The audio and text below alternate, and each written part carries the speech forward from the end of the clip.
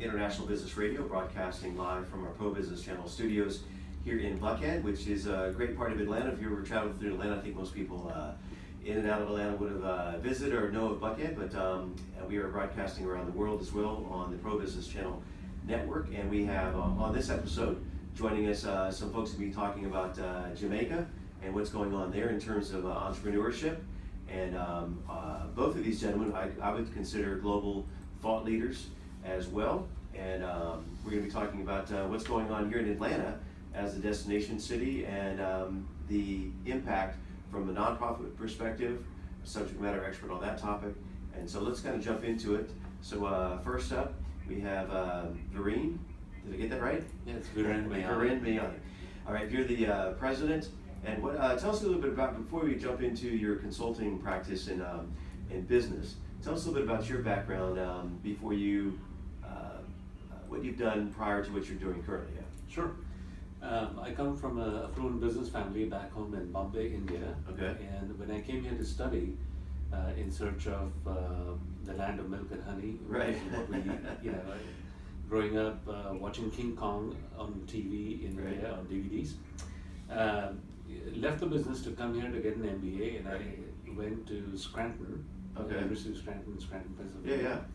Yeah, Because of the Xavier affiliate. I was in the Xavier's school back in Bombay, and because it's a Xavier's institute, it was a good savings on the wallet. Right, yeah. So, So nothing to do with the Office TV show that was supposedly based out of Scranton. Yeah. That was before the show. That is correct. So left the affluent business, which was into exports, into construction, and main business was jute trading. Carpets used to use jute as backing material before the high density polythene became practice.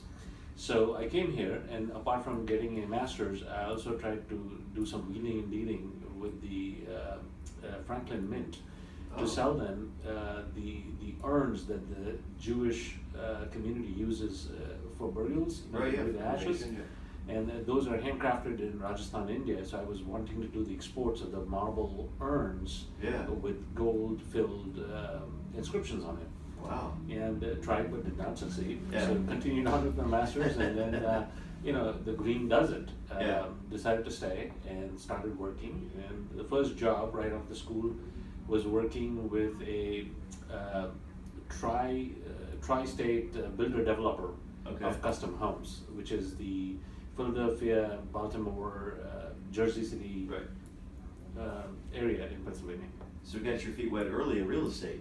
That's correct. And I was the CFO for the company, and that was, managing money came just as a natural knack, owning a business before. Yeah. Fascinating. I mean, and so we're going to delve into what you're currently doing and how you're helping folks in just a moment. But what have you been doing before what you're currently projects working on? Right. So I came to the United States when I was 19, and went to college, got a job at several corporations, including Coca-Cola. I worked for Coca-Cola about 20 years. And after that, I started a couple of businesses, opened a franchise restaurant in a shopping mall. Also started an import business where I was importing frozen coconut water and other juices from Jamaica. Yeah. Oh yeah. So I introduced that to the Jamaican market here in Atlanta. But after a while, I decided to go back to school and pursue a doctorate, and worked for my dissertation on entrepreneurship, and decided to write a book. And so here we are. Wow, nice. And now you're right of the Pro Business Channel, so we're very excited to have both of you all here. Tell us a little about that. I mean, that's a handful of people. Well, what happened was, because I sit on boards of about 10 niche different varied nonprofit agencies, quite a few of them being of the Asian descent, Asian businesses, Asian culture, etc. Right. So I was working with the executive director of API, which is the Asian American and Pacific Islanders in the White House. Right. And because of my working with that group, I was a handful of people. My wife and I were invited to celebrate Diwali. Oh my gosh. At the White House. Wow. And when was this? This is a couple years ago, I think November 2013. Okay. And that was the day after which they reopened the White House for visitations. Oh, yeah. You remember the White House was closed Oh, for a yeah. while, yeah. Yeah. And you had something to do with reopening it then? Oh, not necessarily. No. We were like the first group of people invited to celebrate Wow. Diwali, and then at that function, Mrs. Michelle Obama announced that it's now open. The house is back open to the Right, public. yeah. That's awesome. And speaking of another first, it's also mentioned here in your bio that you were a guest on Delta's inaugural flight That is correct. from Atlanta to Mumbai. Yeah, we've been lobbying for the longest time for Delta to fly direct to Bombay. I mean, it's an antithesis. Yeah. You say that India and China are the largest trading partners in the current economy, Right. and yet there was not a direct flight. And we're at an international airport. Right, but what happened was, despite us lobbying so hard, I think we put the cart before the horse, Okay. because we didn't have the consulate open just yet. Yeah. And Delta started the flight, and they were, just like any other business, expecting a mutual return. Right. And that didn't quite happen, and so they cut the flight after the first year. Yeah. And I could spend maybe the rest of the show talking about y'all's bios, but I do want to pull up another. We're going to post this all in the show notes. Sure. But I'm also very intrigued by you personally worked with 3 Nobel laureates. That's right. Wow. I always feel like, what have I been doing? Right? No, it's Talk just- to me about that. It's working with people. You are in the people business. Okay, yeah. And when you work with people, you automatically get drawn up. So when the first time His Holiness came to speak at Emory, Right. since I sit on the board of the Gandhi Foundation of USA, which is housed at the Dr. King's National Historic Okay, Site, yeah. where there is not even a bust of Dr. King, but there is a life-size statue of Gandhi in the foyer Wow. of the entrance. And so we've been celebrating Dr. King and Dr. Gandhi's birthday every year since the time of the installation of the statue. Wow. And because of which, we constantly get engaged in, doing those Yeah, kind of yeah. stuff, essentially. And we're going to jump into kind of some subject matter here right now, but I also noticed you're a published writer, and so you and Glenn will have some conversation about that, I'm sure. That's right. So bring us up to today now. So talk to us about this unique advantage we have as Atlanta. We mentioned this international community. Oh, absolutely. To finish the thought on the previous question, Sure. though, that is how, through the Gandhi Foundation, we were invited, we were the only non-Emory campus group invited to honor the Dalai Lama.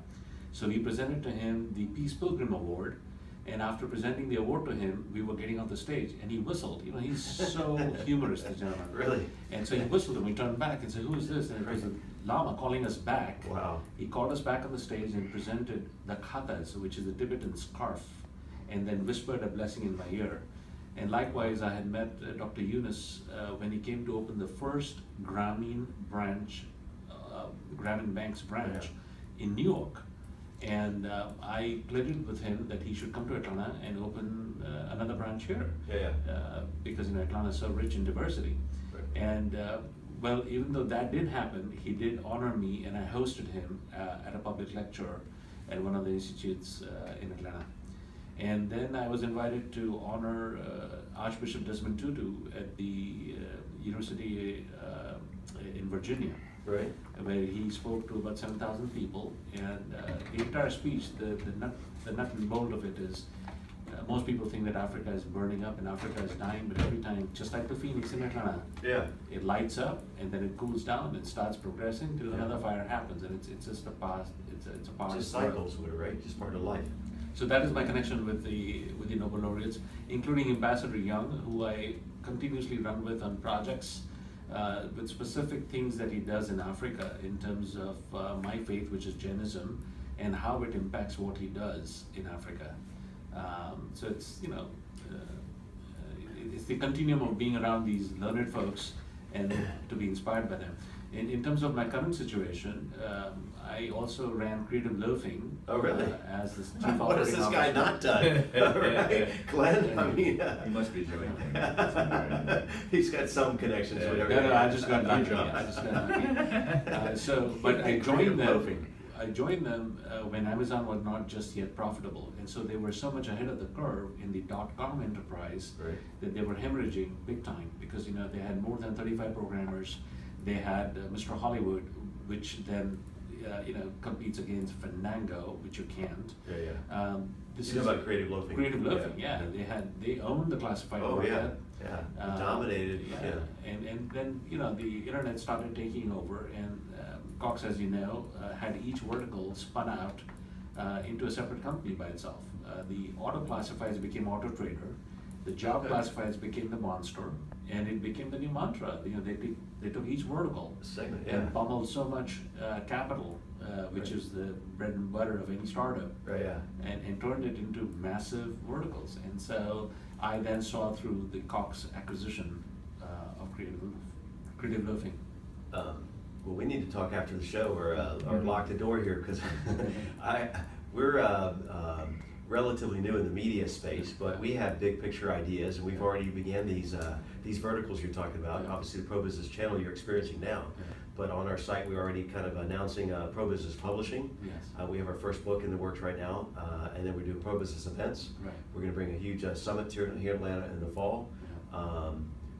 But now I'm kind of seeing, Happy to- following that path, Yeah. and it kind of confirms we might be onto something as well. Right. But so talk to us about nonprofits and your why is this unique global headquarters? Oh, without a shadow of doubt, most states, if you notice, either have one or two large nonprofits that they are identified with, and one or two Fortune 100 companies that they are Right, yeah, identified with. Atlanta is unique in the sense that it has more than 14 Fortune 100 companies, and we are still crying unemployment, Right, which just yeah. boggles my mind. Yeah. And then the headquarters of CARE, the second largest United Way in the country after Washington DC, Right. and just a plethora of niche nonprofits, including Points of Light, and I can keep going Yeah, down so the we have list. American Cancer Society, we have Wounded Warrior Project right out our window right here, yeah. So, it's unique where so much money funnels through these nonprofits. The Atlanta Community Foundation, for example, it's over 75 million transported. The Atlanta Community Food Bank, Oh, which yeah. was founded We've here. had Bill Bolins in here. yeah. Exactly, Yeah. and now 50-some countries are adopting the plan. Right, And yeah. his answer to that is very simple. Like UPS, they don't take left turns. It's amazing how much Atlanta has to offer, and we are not able to put it all on a trump card and use it to the To advantage. leverage it, or it's that best kept secret kind of. That's correct. Yeah. That's correct. Hold tight just for a minute. Choose your history, a little bit of Coca-Cola, maybe delve into that, but more recently, so what's this about e-money venture in East Africa? Right, I mean, so, kind of completely shift gears here. You mentioned Grameen Bank, Uh-huh. and I was actually a partner in an e-money company in East Africa, in Okay. Tanzania and Kenya. And we actually have a software that automates the Grameen methodology, and so Oh, I'd like wow. to talk to you after the show, see if we can, something Yeah. we can do. So that we launched with Airtel a couple months ago. Airtel is an Indian global telecom company, Yeah. and they have 10 million customers in Tanzania. I might just walk out, let you guys run the rest of the show here, or whatever, yeah. We had no idea you had so much in common here, yeah. Right. So So talk to us about this e-money venture, are we talking digital currency? essentially, if you have a cell phone, it doesn't require a smartphone, just a Right. basic cell phone. As long as you have SMS and USSD, we can Transfer. communicate through the mobile operator, and then our software sits in the middle and it connects to the bank. We need to have you, we just launched an inaugural show called The New Currency Show. Okay. And this guy travels around the world, best-selling author about digital cryptocurrency, BitPay, Bitcoin. It's Okay. very compelling, very intriguing. But there was a 60-minute episode about this exact topic of transfer of exchange of new currency, new money, through just that, not even a smartphone, like you said, just It's a basic phone. a text, what do you call it, SMS, right? Yeah. SMS or USSD. And in fragments, where they were saying in some of these countries, people are coming into the local store and not buying a tube of toothpaste, buying it by just Sure. incremental amount. Exactly. And without a bank, and there's no ATM within 20 miles or more. Right, and these are probably customers that the traditional bank is not interested Yeah, in yeah. because it's such a small amount Right. of money. So what are the trends in that? I mean, where do you see this going, or why is this so, why is this coming on the forefront right now, and what's your play in this? Well, I think the key is if you're a bank, it's a way to expand your reach without building brick and mortar buildings, for example, and you can offer credit, banking services, and so on. But the Grameen model, though, basically works by people building up credit by making deposits, and then based on how much they've saved, they can then apply for credit. And do banks see this as a threat or disruptor to traditional exchange? And are people looking at this as a kind of the Uber of banking? And I know this is a multiple choice question, but also is this an issue of the unbanked and serving those folks? Or? Right. Currently, it's the unbanked, so it's not seen as necessarily a big threat to the traditional banks yet. Well, that's the operative. And that's exactly how it works, right? The disruptive companies usually start out where nobody pays any attention because they're making big money with big customers already, and then over time, then the disruptors will improve and slowly get better and better, and before you know it, something has happened. A la Blockbuster, right? Exactly. Dominated. They didn't. Somebody should have seen Netflix coming, right? Sure. The Floppy Uber. disk. Pardon me? Hard disk, Yeah. hard drives. Napster. Yeah, exactly. Yeah. Another disruptor. Yeah. Yeah. And then, in that case, it's unfortunate because they just didn't have the tools and resources to, and challenges. Patent rights. Yeah, right? Right. And then iTunes steps in, or Apple, yeah. All right, so talk to us now about what you're currently doing. Talk to us about this Jamaican entrepreneurship. Jamaica is a small island developing state. We're an emerging market. We have Jamaicans are naturally entrepreneurial, but we have a lot of challenges because of we're an island. We have hurricanes, we have government problems, corruption, and so on. So I think my vision is that we can train everyone to become an entrepreneur and revolutionize the economy. And I'm trying to get the word out. Every time I see someone in the government, I talk to them and I give them a copy of my book. Yeah. And I go to Jamaica often to talk about entrepreneurship and how we can transform our economy.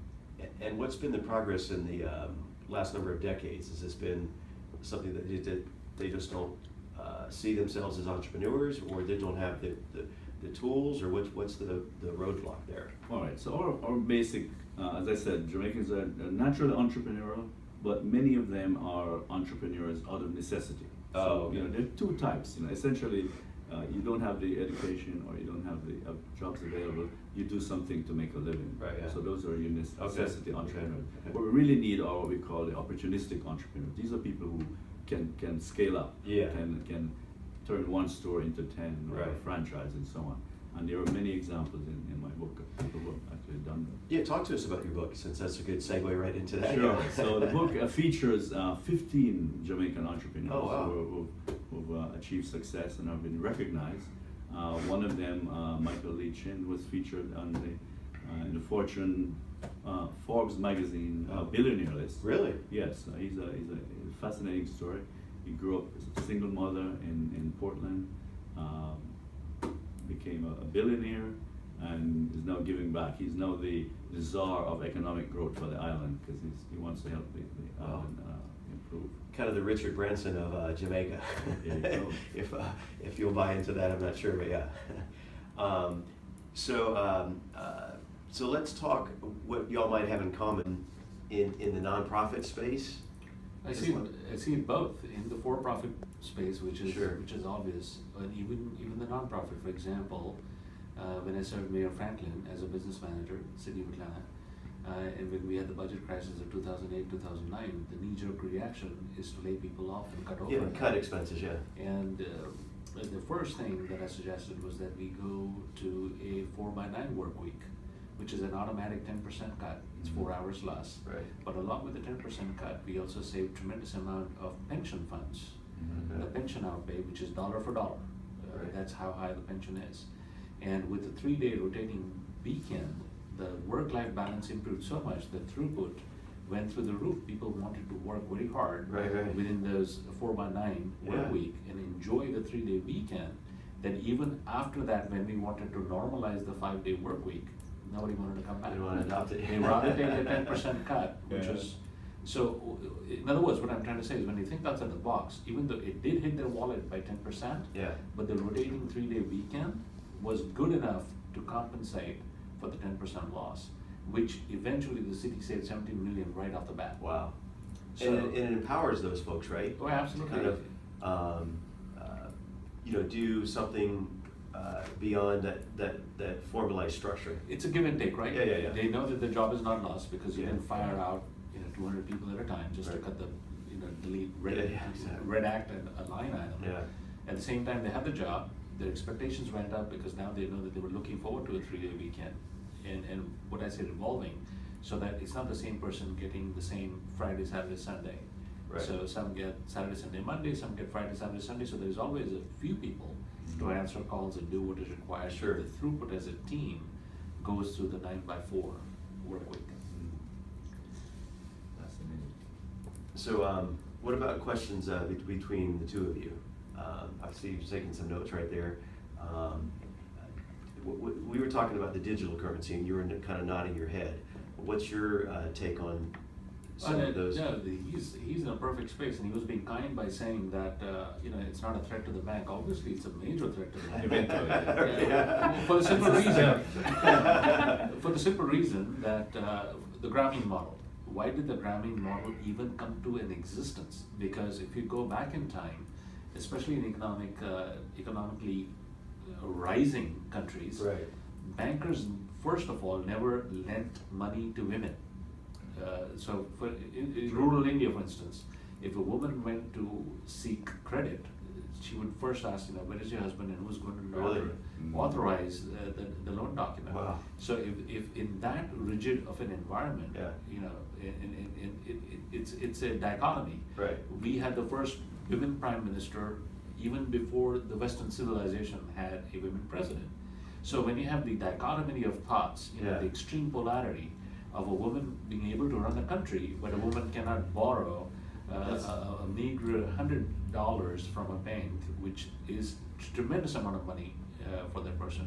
Yeah. So Grameen came into existence, basically giving money to women because the founder, Nobel laureate Dr. Muhammad Yunus, a graduate of Vanderbilt University, realized that a woman money manager is much better in rural Asian countries than a man, who would then spend his money either getting alcohol or on party Yeah, events. that's true. Yeah. Versus she managing the money to feed the family and grow and save. And so that's what I was noting was that he's in a perfect space, including Africa, and countries like those where access to capital is not just restricted because they're not in a bricks and mortar Right. buildings. It's the Culture. attitude of the bank to give money only to people who have money. Well, it defeats the purpose. Right. So today, the cell phone won't know if you're a male or female. Yeah. It doesn't. Yeah. It just knows it's a transaction And coming over. and the incremental value, because Exactly. you're offering, like you said, you Right. offer just a modicum of money, Right. and then it is monitored by a group of equal borrowers Right. Sure. who help each other and facilitate the growth or return of that money. Right. And then when you have that money returned, Right. that makes that person more eligible for more funds. Or more fun, yes. And I'm going to throw this term out. I don't know if you're have a point of reference, but on this show that's appearing here in the studio, the New Currency Show, they often talk about the blockchain.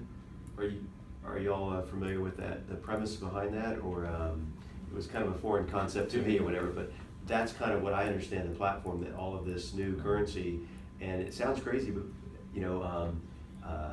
is that virtually anybody can create their own currency. True. And then BitPay was a platform right out here out our window, right at Atlanta Tech Village. So, but it's like anything else with the internet or these disruptors.